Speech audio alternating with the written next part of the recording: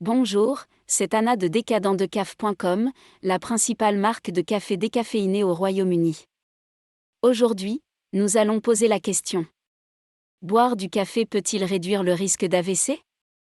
Bien qu'une majorité de recherches récentes sur le café indiquent une réduction du risque d'accident vasculaire cérébral, il convient de noter qu'il existe également des études sur le lien entre les deux, qui ne sont pas claires et mitigées.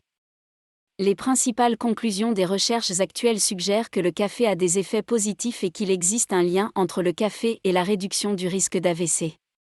De nombreuses études et recherches ont montré une relation positive entre la consommation de café et les accidents vasculaires cérébraux. Cela suggère qu'une certaine consommation de café peut parfois égaler un risque plus faible d'accident vasculaire cérébral.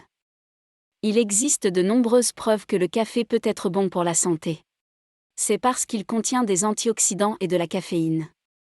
Les études suivantes fournissent plus de preuves pour prouver que le café peut être bénéfique pour votre santé comme suit.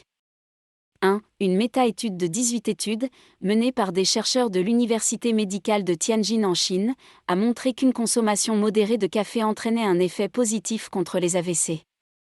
2. Une autre étude, publiée par des chercheurs de l'Université autonome de Madrid, utilisant un échantillon de données de 83 000 femmes de plus de 24 ans, a montré que celles qui consommaient régulièrement du café présentaient un risque d'AVC inférieur à celles qui n'en consommaient pas.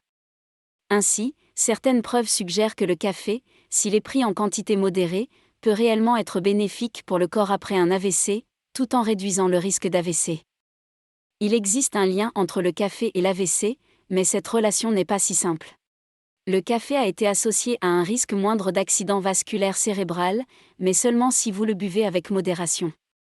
Les personnes qui boivent du café sont moins susceptibles de souffrir d'accidents vasculaires cérébraux que celles qui ne boivent pas de café. Cependant, les scientifiques n'ont pas encore confirmé le mécanisme exact derrière cette relation. N'oubliez pas non plus que la quantité de caféine dans une tasse de café n'est pas la seule chose qui peut affecter votre santé. Le type et la qualité des grains, la taille de la mouture et la durée de séjour dans le pot ne sont que quelques-uns des nombreux facteurs qui peuvent faire la différence. L'adulte moyen consomme environ 300 mg de caféine par jour, tandis que la quantité recommandée est de 400 à 600 mg par jour pour les adultes en bonne santé. Les limites sont inférieures pour les femmes enceintes. Chez decadentdecaf.com, nous recommandons le processus de décaféination à l'eau suisse, qui utilise de l'eau, sans produits chimiques, pour décaféiner les grains de café et est à 99,9% sans caféine.